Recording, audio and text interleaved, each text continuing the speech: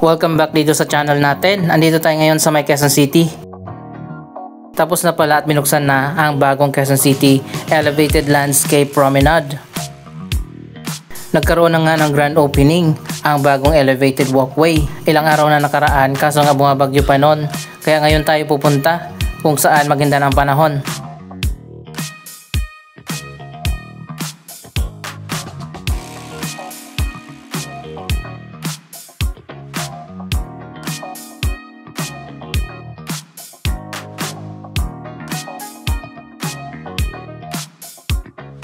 Andito na nga tayo sa loob ng Quezon City Memorial Circle.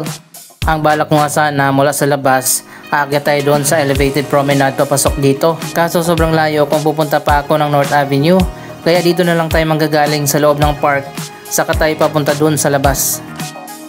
Ayan, pasok lang kayo dito sa bawal magkalat. Meron ditong lagusan, papunta na nga doon sa bagong promenade.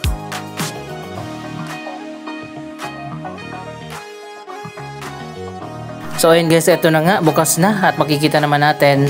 Tapos na talaga ang proyektong ito.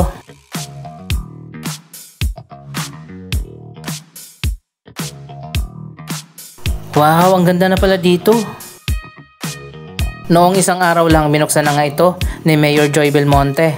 Ayan, nung last time tayong pumunta dito, wala pang railings, pero ngayon meron na.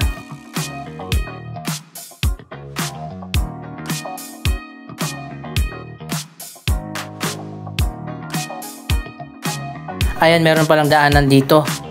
Ang ginawa nila ay parang ramp na connected nga sa elevated walkway.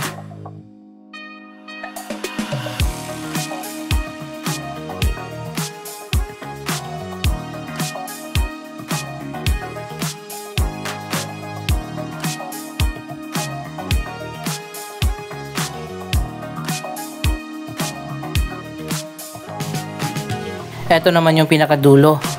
Sa likod niya ng MRT 7 station. Ang nagustuhan ko dito, hindi nila pinutol yung mga puno at isinama na lang sa design ng ramp.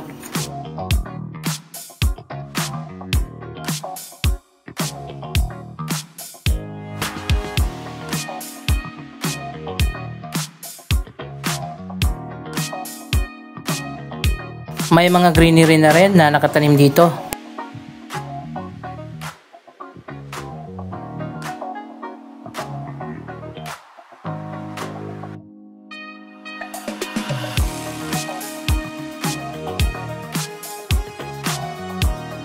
Ayan guys, yung sinasabi ko, yung puno, isinama na lang nila sa design. Nilagyan na lang yung butas, yung ramp. Maganda yan para hindi na magputol ng puno.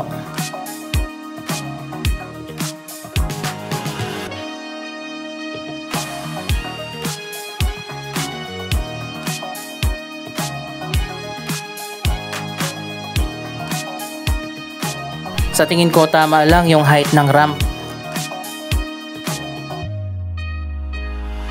Dito sa area na to, malapit lang ang MRT 7 Quezon Memorial Circle Station. Meron pa mga workers dito na nagsasagawa ng mga finishing touches.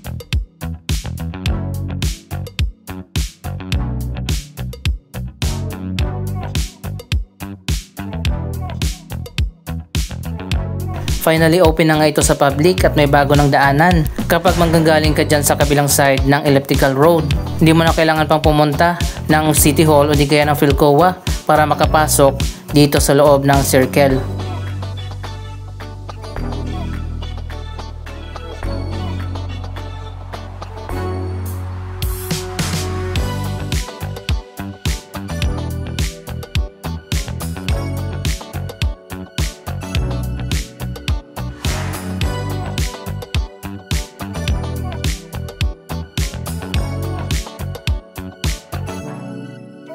Tingnan nyo naman dito sa taas, mayroon talagang mini garden.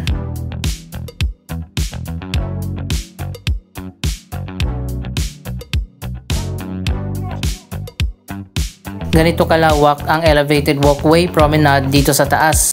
Hindi siya katulad ng mga normal na overpass. Mataas din yung harang dito. Ayan, dito yun malapit sa kanto ng Quezon Avenue.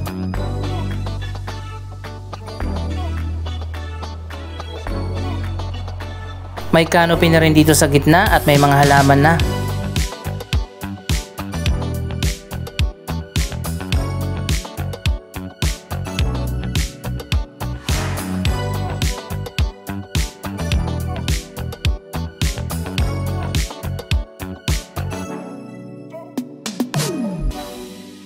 May guard pala na nagbabantay dito sa taas para walang magkalat.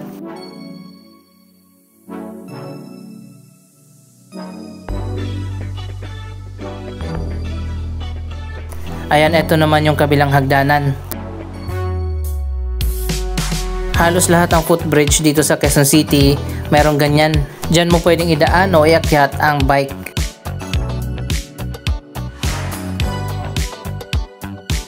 Ang ganda pala dito, napaka-green ng elevated landscape promenade.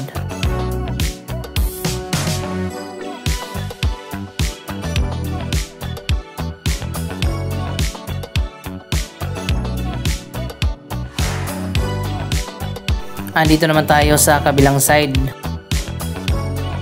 Diyan naman sa kabila ang North Avenue.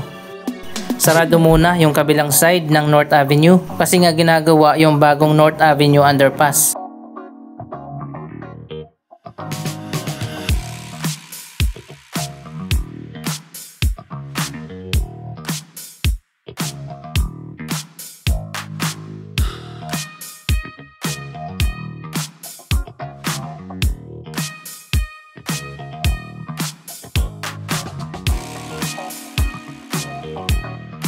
Ngayon lang ako nakakita ng ganitong underpass na napaka-green at sobrang luwag pa dito.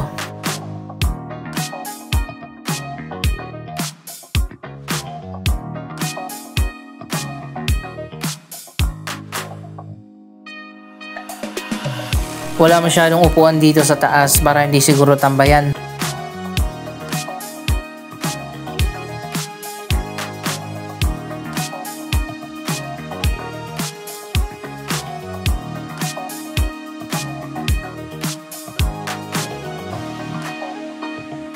Sana magkaroon pa ng maraming ganito sa Quezon City at gayahin din ito ng iba pa mga city sa Metro Manila.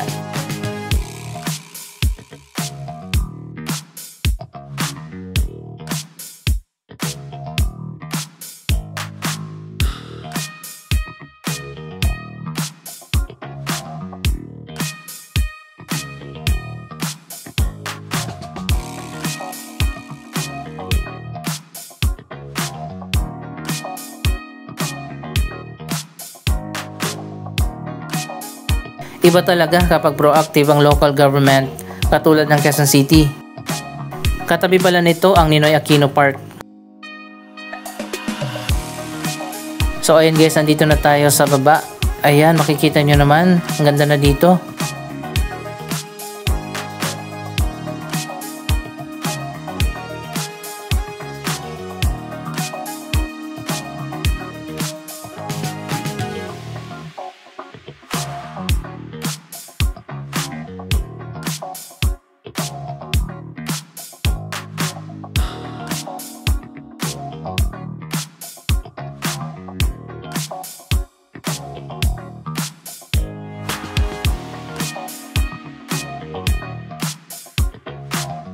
Tapos na rin ang renovation ng mga sidewalk dito. May bago ng pedestrian walkway at meron ng bike lane.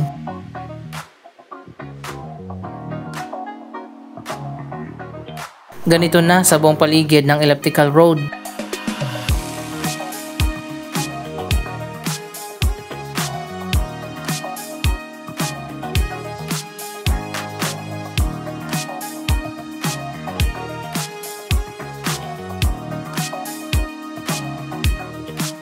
So ayan, finally may bago ng daanan papasok ng circle, lalo na kapag galing ka ng North Avenue o di kaya ng Quezon Avenue.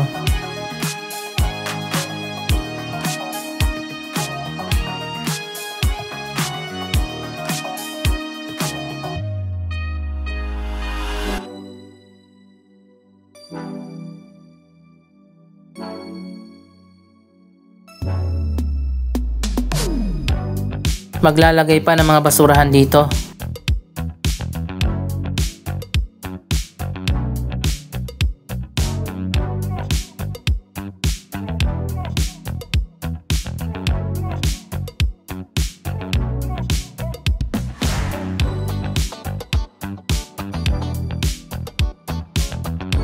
Ilang buwan din natin na in-update ang project na ito, pero sa ngayon nga mabilis lang na natapos.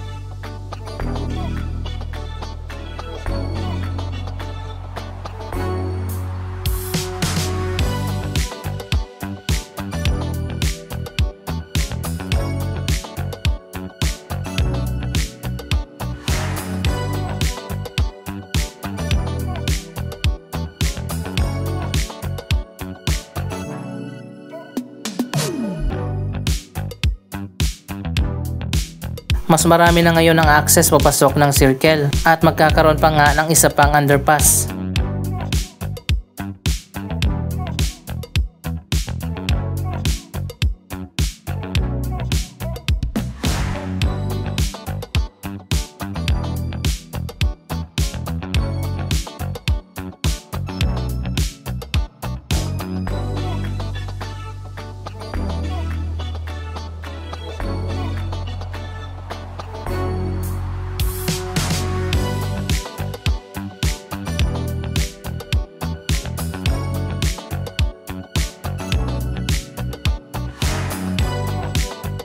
Dito naman sa unahan, tinatayo na ngayon ang bagong MRT7 North Avenue Underpass.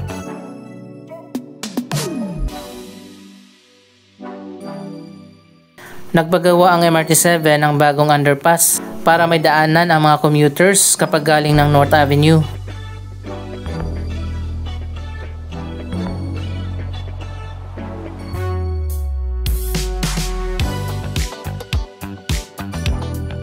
Ayan, dito lang sa tapat yung Quezon Memorial Circle Station.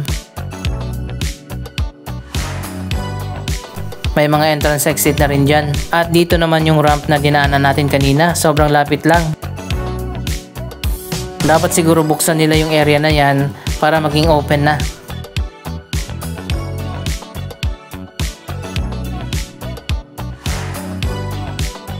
Ang mga project na ito ay pinagawa dahil magbubukas na nga ang MRT7 sa year 2027.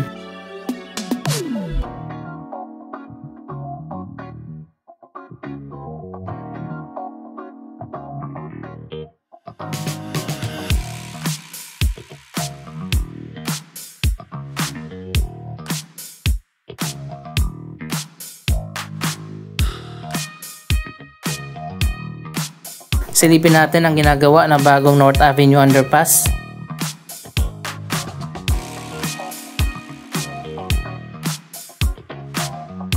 Ayan guys, malalim na yung hukay para sa bagong underpass. Mula dito, diretso ka na papasok doon sa MRT7 station na nasa loob ng circle.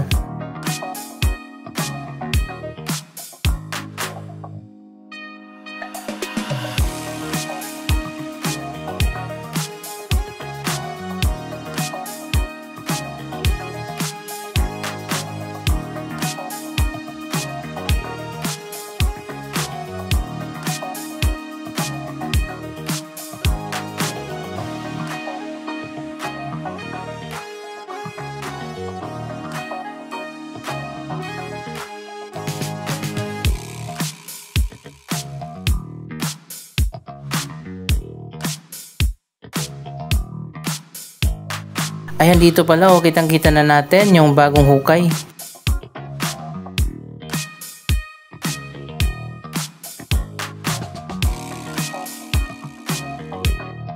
Sa tingin ko dalawa pala yung magiging entrance exit dito. Ayan, meron pa dito sa kabila.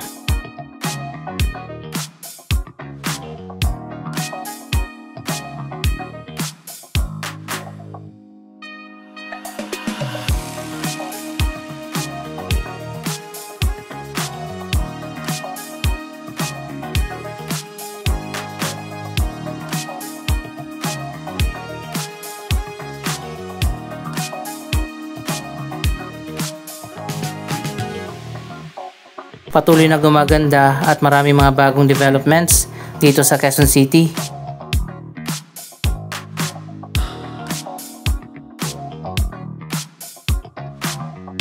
Anong masasabi nyo sa mga proyektong ito? Mag-comment lamang dyan sa baba ng inyong mga reaksyon. Maraming salamat sa inyong panonood. Huwag kalimutan na i-like, i-share ang video ito at mag-subscribe. Thank you for watching!